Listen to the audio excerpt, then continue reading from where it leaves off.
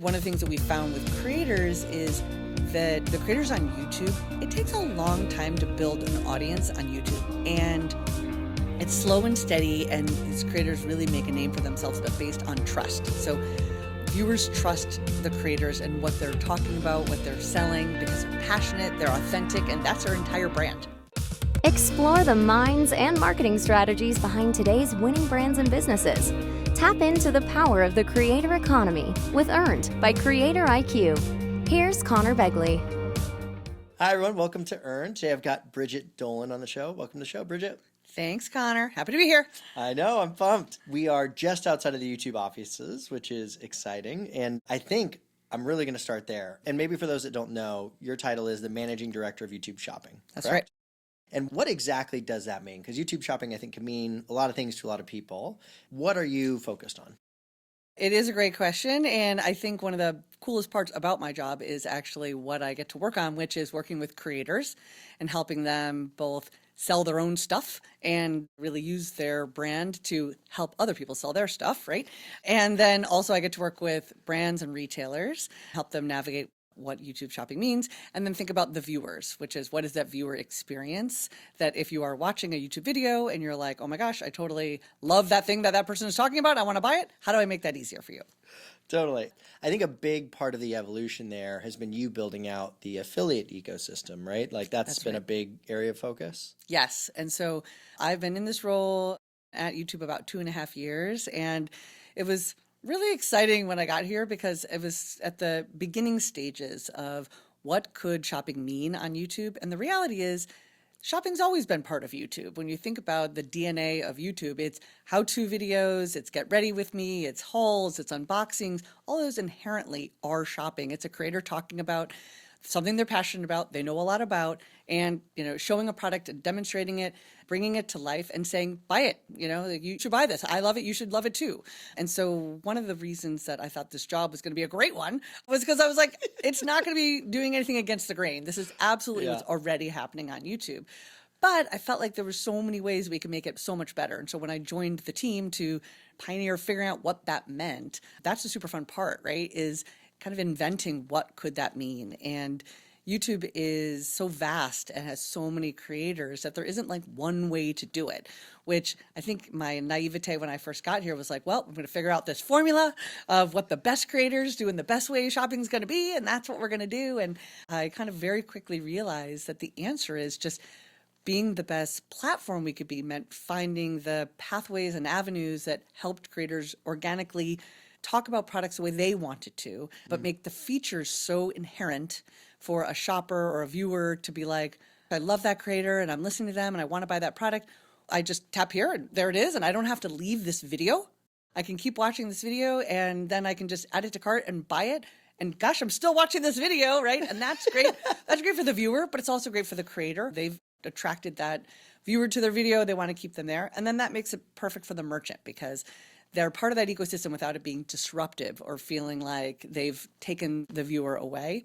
So when we launched our affiliate program, it was so exciting for me because we get to have all of these fantastic brands. And we've got brands like Walmart and Sephora and Ulta and Target and Wayfair and Lowe's. But, we've got all these fantastic brands that creators naturally love their products, talk about their products, and integrate them. And so why not use the age-old concept of an affiliate program, which has been around for 30 years, right? Where brands are like, hey, if a creator wants to talk about a product and they're able to have their audience buy it, almost like shop local. If you've got this concept of a creator has driven someone to do something that, has changed behavior, they should make a cut for that. They should earn that commission. So I think that was what was so exciting about launching our affiliate program. And we have over 300 of the top brands, all best in breed, in the program. And then we have well over 50,000 creators who are talking about tagging and sharing the products that they love. And sometimes they earn a commission. And that's just awesome. It reminds me of this trend that's happening right now around influencer storefronts, which is basically them curating like all of the favorite products that they have across all these different brands. And it's like, for me, the connection was, oh my God, that's somebody opening their own corner store and curating their favorite products. And it's like, I've been in these stores my whole life.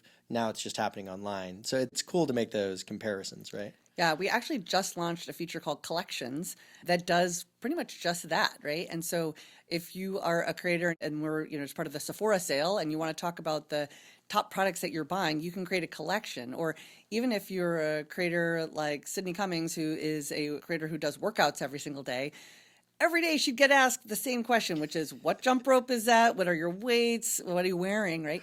And so she can create a collection of her gear, like the things she uses every single day, and make that a collection that anyone can go to anytime that may not be exactly what she's talking about in the video today. Oh, yeah, this is hilarious. We were just talking with Forrest, who's our producer, who's right over there. And we was talking about how I use a Shure SMB7 mic, I think, or however you say it. And that's the mic that Joe Rogan uses. And it's like, he should definitely have an affiliate link in his YouTube. I think that's one of the things that's so funny when we talk to creators, because there were beauty creators. An example is Aaliyah's Face, and she was a beauty creator, and she does really long form videos, like well over an hour. And what she realizes, she eventually morphed from just beauty into lifestyle, because she's like, people want to know what spoon I'm using when I'm eating my cereal, right? Like, people want to know the couch behind me that I'm sitting on. Like, they don't just want to know about the thing that she thought they were coming to hear about, right? So I think that is the fun of affiliate, is you can talk about the gear, you can talk about the things that are more of an ambient part of the video that people are still curious about. And people have always been curious about those things. I love it. So what's the big areas of focus for you as you think about 24, 25? Like, what are the big areas of investment you guys are making? We are absolutely really doubling down on our affiliate program in the US and growing that substantially. And I think that is really a lot of fun for us to focus on, because we're helping creators really leverage what they do day in, day out, but helping them to create more ways to monetize their content, right? And so as you see the rise of shorts, I think that's a great example where creators are talking about things they love and then find more and more ways that they can monetize that. That's brilliant. So absolutely, affiliate is one of the key things that we're working on. And then we're actually doing a lot with creators selling their own stuff, right? If you've got a creator like Cassie Ho of Blogilates, she has her own workout line and she sells it at Target, but she also sells at her own Shopify store. She is freaking out this week because she has a skirt that Taylor Swift was wearing in her video this week. It's going bananas and blowing up. But, we've got all of these creators who really are more than just a content creator. Like Cassie Ho is a product designer and has a real line of products. She's selling that on YouTube, and we want to make sure that we are helping her. So that's another key area when you think about that. And then I think the third is where we're going internationally. So I think as we look at Korea and India and then Brazil, I mean, just there's different behaviors that are really unique, but ultimately are just a different slice of life that are happening faster in other areas. So we're learning so much as a group and as a company about what's happening in the world of live shopping in Brazil, or what's happening with just different aspects in Asia that's moving faster with shorts or what have you. And so we're able to then take all of those learnings in the different pockets that they're happening the fastest and then bring them back and build them in for the whole ecosystem. I think it's interesting because you heard for a long time, like, hey, like live selling in China is like a huge deal, right? Everybody does it. And if you look at it, a lot of the countries, like you said, Korea, Brazil, etc., are like up and coming countries, right? That's generally how they're viewed. And I tried to pinpoint, why does it work better there than it does in some of the more developed Western markets? And I think it's like a QVC thing. I think we like grew up with QVC, and there's something about it that like doesn't feel as natural, and that just wasn't part of the culture of those countries growing up. I don't know. There's something going on there. I think it's more the fact that they are living in a world where shopping is a pastime. It's literally so fun, and it's part of their DNA. They get on their phones and everything is about deals and shopping, and like getting a good deal feels really exciting and cool. And then it's so slick and easy because everything's so integrated, right? And so shopping as a pastime, we are doing less and less of that in a way, and they're doing more and more of that in a way. And I think that's changing a little bit right now, but I think that's part of it. Well, and I think what's interesting, the reason I latch onto that is I find with like younger people, they don't have the same stigma. I am like watching a shopping channel stigma. For them, that's totally okay. Like, it's a totally natural behavior, but it's like our generation has some stigma attached to it. At least I do.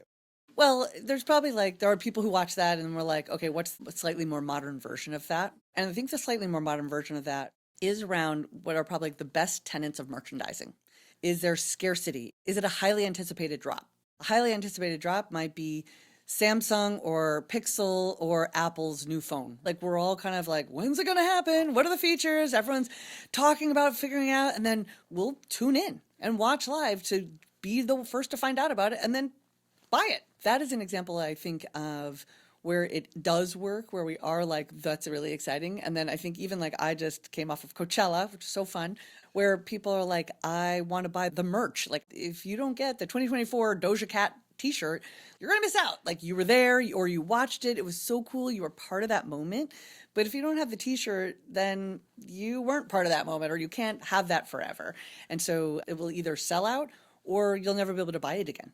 Scarcity and driving that. So I think there's those aspects. The third aspect that I think you're referring to is deals. You know, in a QVC world of today's special value and, you know, all of those things, I do think deals is an aspect. And I don't think we are in the US doing as much around deals with the exception of Black Friday or Black Friday, Cyber Monday, where people are sort of like highly attuned. We are making sure that we at YouTube are giving the planning tools to our creators around Valentine's Day, Mother's Day, Memorial Day, back to school, Black Friday, Cyber Monday, those timeframes when we know that a lot of our merchant partners are going to have sales or new drops or something exciting happening. How do we provide the data and information to our creators in enough time for them to make content that will be what viewers are looking for? If viewers are looking for Memorial Day sales and want to know what's going on, how can creators be the one to curate what the best of is going to happen? Or another example is the Nordstrom anniversary sale. Nordstrom anniversary sale, it's not deals, right? It's actually them unveiling the hottest products at a lower price that will go up at the end of the sale or sell out. Gazillions of people come to YouTube to watch creators navigate a sale like the Nordstrom anniversary sale. What should I go after? What are the trends? What are the hottest products and which products should I buy? You got to see Sephora from basically existence in the US or very, very early, you know, what it is today. What was that journey like? Yeah, I was at Sephora. I joined in January of 2001. It was very early days and it was a lot of fun. And I think one of the things that I started at Sephora in the first bulk of my years was in digital marketing and cutting my teeth on all things testing. And what I loved was I could be right, I could be wrong, but the data would tell me, right? And if it was email or paid search or display or all the different areas of marketing, like we could try a ton of stuff and really see what worked. And I loved all that testing and learning. Then the internet sort of shifted towards social media, right? And there's all this social media and it was really nascent and really early. And I was very leaned in. And when you think about like the Facebook page for Sephora was just a bunch of people asking beauty questions. That led me to kind of a couple things. One is I started trying to advocate to the social media platforms like, hey, as Sephora, we kind of need you to like build this where people could find this information and they're not asking the same questions every day and other people answering the same questions every day, right? So what I started to lean into is how do we actually harness the wisdom of crowds and create a beauty community where people answer each other's questions, right? Where people can ask and people can answer, and then it's saved and keeps building and getting better and better. And that built Sephora's beauty community. And what I learned from that was people wanted other people's opinion. They wanted social credibility. And so some of the things that in my tenure working on like ratings and reviews and this beauty community and working with creators and building social media platform presence and putting out videos on YouTube and, you know, working with all these different creators, people wanted voices beyond just Sephora and just what Sephora had to say and offer. And so a lot of what my focus was, how do I help people find and buy the right products for them? And so it was bringing context into commerce. We had the website and it was like, how do we help them with other people's opinions, video content? How do I see that Dyson Airwrap in action so I know if it's, you know, worth it or how I would use it? Like bringing context in and, you know, from other people. And what's interesting is that now as I flip over to YouTube, I'm bringing commerce into content, right? Like or into that. But I think both are really necessary to help someone find and buy the right product for them. And so a lot of what I learned and watched Sephora do was focus on innovation and trying new things and always being willing to like try the next thing. And I feel so lucky in the 20 years that I was there that I had so many opportunities to try new things and pioneer and fail and also succeed and work with so many fun, cool people within the company. And then also kind of have the ability to work with big companies like the YouTubes and the Apples and Googles to try and be the guinea pig for them as well and try different things. So that was a lot about my fun time there. How did they hold on to you for so long? I feel like today, right, people hop jobs 2, 3, 4, 5 years, but you really got to be there through the full rise. What kept you so engaged? Well, I really never thought about leaving for the whole 20 years, which sounds like a crazy thing to say, especially now. And I think it's because I just kept getting these new and different opportunities where they'd say, you can keep doing digital marketing that you're doing, or you can keep doing social media that you're doing. But we have this new thing that you seem to be the one who's wanting to figure it out. And I couldn't resist. And I think that's kind of what ended up happening with YouTube was I was, while at Sephora, trying to talk to YouTube like, hey, I think there's so much more that you could be doing at YouTube shopping. Of course, they were thinking about that too. So when they were looking to open up and really start focusing on it, they called me because I was, I think, the squeaky wheel. And once I started talking to them, I was like, all right, coach, put me in. Like, I got to go do this. I kind of couldn't help myself. Part of Sephora that was the most special to me is all the amazing people I got to work with on a day-to-day basis. And I was a little out of the loop in terms of just the day-to-dayness of it all. What made it special to work at YouTube was that I get to work with not only with all the people I love working with at Sephora, but so many Sephora alum who have gone on to other companies, right? Yeah. And all the different contacts that I had in the world of retail, I get to still work with all of them now. And they're calling me and I'm calling them to be like, what can we do together? And I think that's kind of the fun part about coming from retail and being still in the intersection of retail and technology, right? Yeah. Is I get to actually still work with all of those great fun people and help them build their businesses and help them connect with the creators who are dying to talk to them, dying to connect with them, and bring some of the special secret sauce I know from retail. Like, hey, what if I got to work with Sephora and with Revolve and a couple other brands where I'm like, if you tell me what you think the hottest products you want creators to talk about are, we can share that with our creators. We've actually brought our retail partner friends to our LA office and brought 100 creators there and said, tell them trends, storytell, bring them along in the journey. And those are the things that I used to love about working in retail is like hearing the brand stories and the product stories and why we think this product's going to be amazing.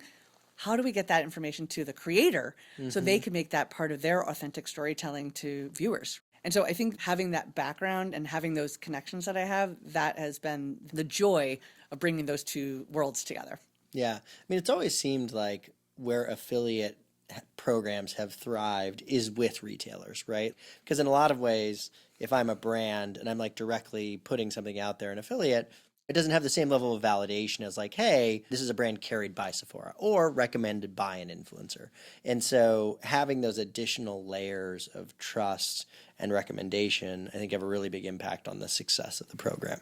Brands, they do have their own websites and they do have their own moments where they are launching a new product that they really want to make a big deal out of. And so using gifting and talking to creators and building their own program is something that they can do directly and have complete control as they work with YouTube and creators to say, hey, we really want you to talk about these products. We'll gift them to these creators or we'll give a higher commission. And we have a lot of levers that kind of give the brands those controls to say, what do they want creators to talk about in what time frame on their behalf? And so they can do that with retailers and they can do it on their own. And I think that just gives them more tools in the tool chest as a marketer. So one of the things I wanted to talk to you about is, shorts, right? So shorts is really blown up. And you mentioned a little bit earlier. I'm curious what your approach has been there and how it's different than long form. And then the other piece, and we can hit this maybe side by side or maybe afterwards. I was just interviewing Kim, your friend, Kim Larson. Yes, Kim Larson. I know. And she was saying that like the other area that YouTube's really focused on is like being in the living room. How much of the content is showing up at home? And I just hadn't really thought about that at all because shorts get so much attention. Yes. So talk to me about that. How are you guys thinking about those two initiatives? Being in the living room and being short form? I think shorts is so much fun because it's a wild, wild west in a way, right? Where we're just seeing so many different types of content blow up. So one is we're really seeing a lot of traction with creators who are both long form and shorts win. And part of the reason we're seeing that is because you can take a long form video and you can have a short almost be like a commercial that drives to it. When we think about shopping, I think also there's a concept with shorts where you can talk deeply about one product, you can show it, and then you can sell it. And so I think there's a lot of products that work well. And then I think there's some that you really need that long form to do it justice, right? So either you're going to do a whole long video about the Nordstrom anniversary sale and all the products you want to talk about. And so you really need that time, or you're going to talk in depth about a new phone. You got to go into it. There's a lot of features. There's a lot of explanation before I'm going to spend that kind of money on a phone. I better know a lot about it, right? So there's time and space that long form just makes sense. But shorts, it's fun, right? And it's flippy and you can try all sorts of different things. And it's a lower bar for both viewers to watch and for creators to create time, energy, effort. So we're seeing a lot of trial and just fun things happening there. And so I think in the world of shopping, that's where for affiliate, it's sort of the only game in town. That's how creators can tag something. It's just tag it while you're watching that short, they can buy it. What we're finding for living room is, I think for shopping, we got a little ways to go. I think it's that dual screen, you're on your phone, but you're watching. And so we can put up a QR code. It's pretty slick. It's big. You can do it from the couch. You don't have to get up and you can shop. And so I think that's going to be something that we're going to see happen.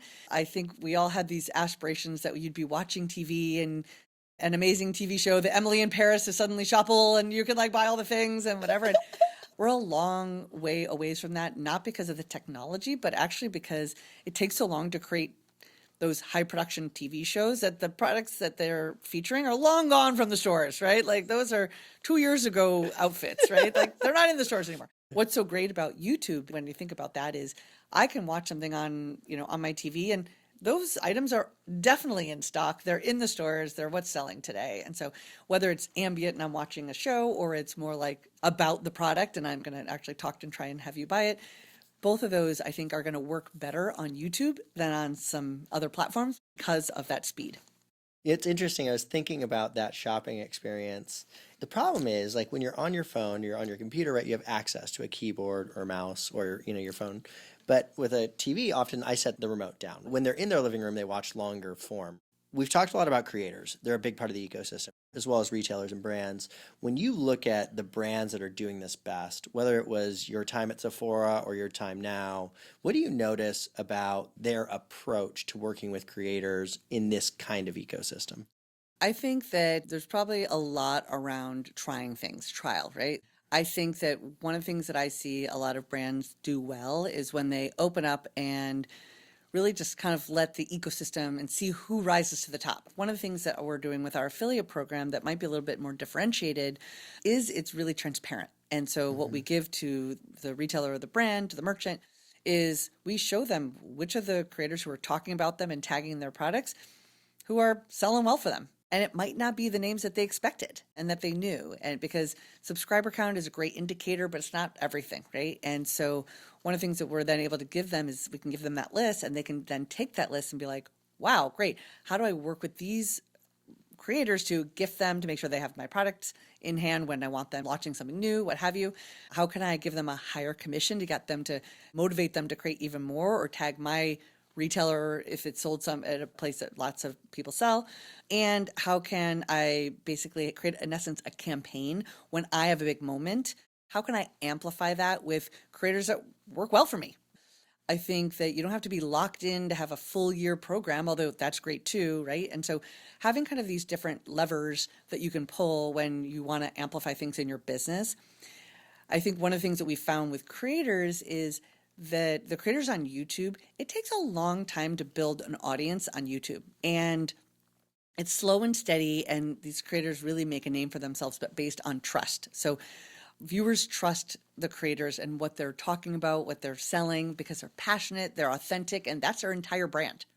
And so the creators that a brand can unlock and work with, they have their own pocket of very loyal fans or very loyal followers on YouTube that a brand can then access these different pockets of viewers. if a brand is really trying to reach out to and find new viewers or new buyers, right, to their brand, or say like, I really need to get a more Gen Z audience or what have you, they can look for creators who authentically have those audiences and love their brand. So it's building that trust and authenticity and finding those pockets. And they can do that because we have that reporting that gives them access to that, because we're 100% transparent with it. Are there any other signals that you've found? Like, I think people come to me with the question a lot of like, how do I know the creators that are going to convert or they're going to drive revenue? Other than this idea of like having trust and credibility, what are the attributes that you see consistently across these creators that are driving a lot of revenue? Well, maybe I'll answer the question a little differently, because kind of back to my like naivete when I got there, I was like, who are the winning creators and why? And then let's like, mint more of them, right? And the reality is there is no one size fits all, and it's different for different categories. Like who's winning in beauty, the creators mix of like what makes a great creator mix looks different than for home, than for tech, right? And so different things work. And if you're a deal-centric creator, if you're really authentically always talking about product, or you're not, right? It all kind of works for different reasons in different ways. But what I think is so amazing about affiliate and brand world is you're only paying if someone converts. You're giving creators the opportunity to talk about and tag your product and create content out there about things they authentically love, and maybe it will drive no dollars, in which case, what a gift to you that you just got a creator talking about your product and you don't have to pay a dime. If they do drive sales, then hurrah, like they've driven sales and you've paid them for it. And then, wow, you should really lean in and do more with them. And they should benefit from that. So there's very little to no downside, and just tremendous love and upside to being generous with creators in our program. And I think what we're doing as YouTube is we're vetting, and having a group of creators who are creating good quality content that we trust and are part of our ecosystem, and offering that as a service. Yeah, that's awesome. So I've got one fun kind of end of show question, and I asked Kim the same question. So we'll see how you guys compare. If you had to start your own YouTube channel, what would it be about? I've actually been thinking about this. I did a video recently and it was so much fun that I was like, oh, maybe I should think about this, right? And I've been thinking about two things I love. So one is rom-coms, embarrassingly. Like I love a rom-com. Right? And I love this whole world of shopping and like talking about products that you love and the storytelling of them, right?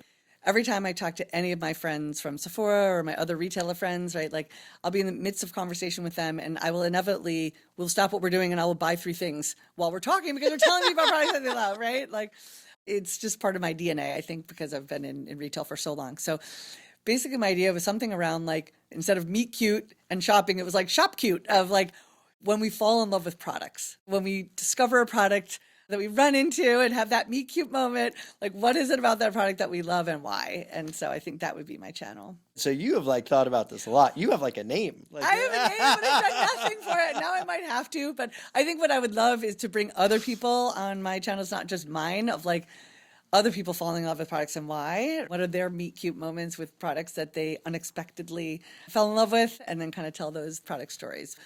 Like word of mouth has always been the number one way anything has been sold. And think about marketing 101 when we were all in college and it was like word of mouth, right? Like word of mouth is still it. Like it's still your friends. It's just some of your friends know more than other of your friends about products. Some of your friends you're not going to ask for technology advice, and there's some of your friends you're not going to ask for beauty advice, and some you are, right? And then how you take those moments and amplify them and storytell, that I think is a fun. And I think as you see the barriers of content creation on things like YouTube Shorts lower, I think even someone like me could like create a channel and start doing more content that other people would find entertaining. I love it. Hopefully. Well, I really appreciate you taking out the time. Congrats on all the success, and excited to watch what you guys continue to do. Thank you for having me. And now I'm dying to know Kim's answer, so I'll have to listen to her podcast, and so will you all. Thanks, Bridget. All right, thanks, Conor. Be a friend, tell a friend, and subscribe. Earned by CreatorIQ. CreatorIQ is your all-in-one solution to grow, manage, scale, and measure your influencer marketing program. Ready to unlock the power of the creator economy? Get started with a demo today at CreatorIQ.com.